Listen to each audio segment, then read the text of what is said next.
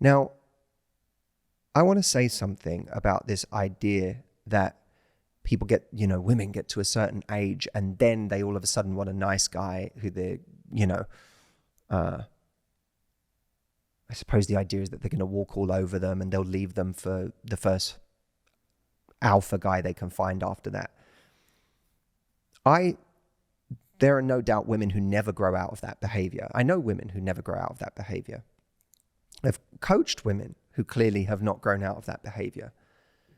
But there are other women who grow up and realize that the things that they were once attracted to are no longer serving them. And by the way, that's not a female thing. That's a human thing. Give me a guy who wasn't attracted to some of the wrong things at 21. Right? Or who isn't still attracted to a lot of the wrong things now. Right? It's a human thing at a certain age to be attracted to the wrong things because we don't know any better. And partly culture's playing a role in what we think we're supposed to find attractive and who we think is the most desirable and so on. But at a certain point in life, a lot of women get to a place where they go, this isn't working for me. I don't want this. I want someone who is kind. I want someone who's going to treat me well. I want someone who's an amazing partner. I want someone who's a great teammate. I want someone whose strength comes from inside, not whose strength is about bravado and how aggressive they can be or needs to show strength by how aggressive they can be. I don't value those things. I value something different today. And it's an interesting and understandable, but still strange instinct that a lot of guys have to feel like if they're chosen at the point at which this person is making better decisions and valuing more important things, that they are second best, that they are somehow the backup, that they are somehow the person that this woman chose when she was no longer putting up with the awful guys or the guys that, had all the options. The idea that you're second best, I think, is the problem. Because there's another way of looking at it altogether, which is that this person got to a stage in their life where they started valuing much more important things. And it turns out you are the much more important things. And that doesn't make you second, it makes you first. It means this person has realized the most valuable thing is actually the things that you have to offer, not the things that her less evolved, less wise, less experienced 24-year-old self had to offer or thought other people had to offer. If you start thinking like that, it can completely turn that idea around. So in a way, we stay resentful as men if we're still playing the same game as she was when she was making worse choices. If we still, as men, value most highly these qualities of a 21-year-old dude at university that we could think we couldn't live up to, and we still think that that's the pinnacle of what it is to be an incredible human being or an attractive male. If you still think that's the most attractive thing, then when someone chooses you, you're going to think you're second.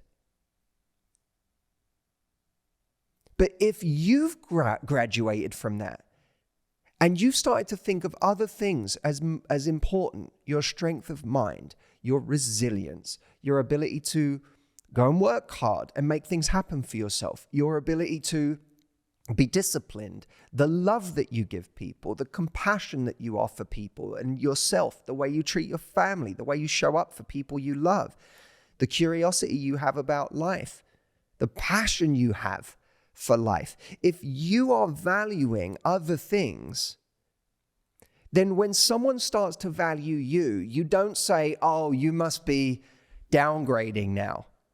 You say, oh, you're finally ready to upgrade. You're finally seeing what's really important. You're valuing the same things that I value in myself and in other people.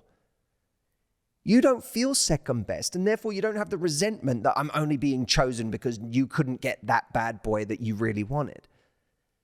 Because that's the kind of thought that will make you hate everybody. So I want to talk more about this in coming weeks and months. But I think there's something really interesting in this idea that we're mad at people for a mindset we ourselves have held on to, for a value system that we've never grown out of, which is why we think that no one else ever has either, that they're just settling for us. There's undoubtedly, in her lifetime, Audrey will have been with people that were that kind of a person. And for me to look back on that history and go, oh, but what does that mean about me? Does that mean I'm not that kind of person? Does that mean it's absurd?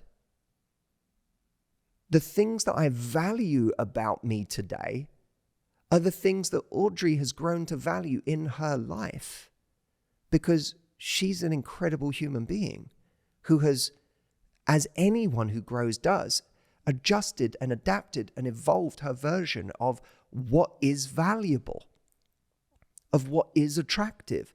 And lucky for me, that's me. It's me as I am today.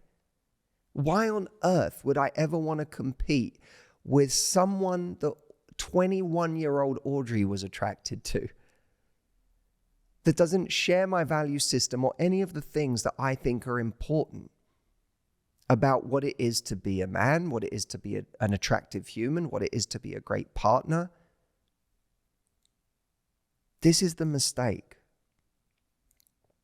And if you, as a guy, I think one thing that happens for a lot of guys is they're so busy trying to fix this feeling they have by chasing after or focusing on the kinds of women that never grow out of it. Because if you want to keep confirming this story, you'll keep finding women who are only after guys that are successful, who are only after guys with money, that are only after guys who look a certain way, that are looking for a very superficial or one-dimensional version of what it is to be a man, because those women haven't grown out of that, or they haven't healed, or they're still fixated on this thing that they couldn't get when they were 15 or 18 or 22. And so they're never out of that cycle.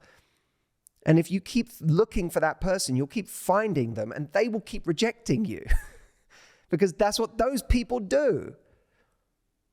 But you'll never see this enormous group of women who are so unbelievably great, who don't think like that, who don't operate like that. And, having spent not just 15 years with women in a professional capacity, but being close to women in my life, it's so strange to me the way that women get othered. Because if you spend enough time with awesome women, you really do come to the conclusion that, oh, these are just me in a woman's body.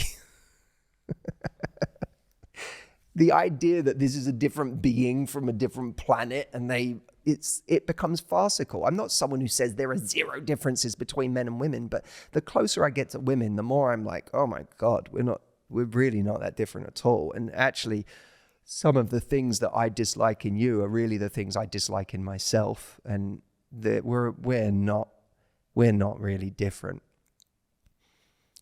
So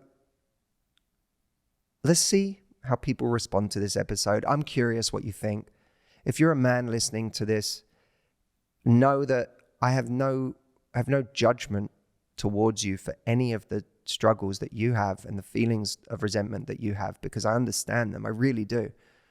I've been the guy who lost themselves trying to please someone.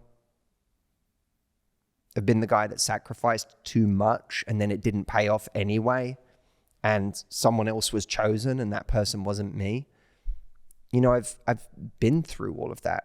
I've experienced all of that, and it's the most painful thing in the world. But I feel so deeply, deeply lucky to have found someone that I just felt completely accepted with. And if you're a guy listening to this, I so badly want that for you too.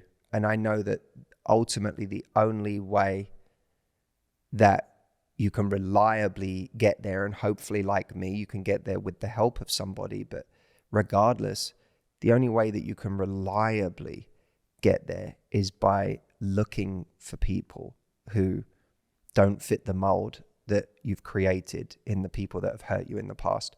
Looking for people who give you a different experience of what a woman is like, and learning to accept yourself more in the process. Anyway, email me, podcast@matthewhussey.com. Let me know what you thought of this episode and where you'd like me to take it. And if you haven't pre-ordered a copy of the new book, go to lovelifebook.com and pre-order a copy right now, because I think you'll love it regardless of your gender. Thanks for listening to the podcast. And remember, whatever is going on for you right now, love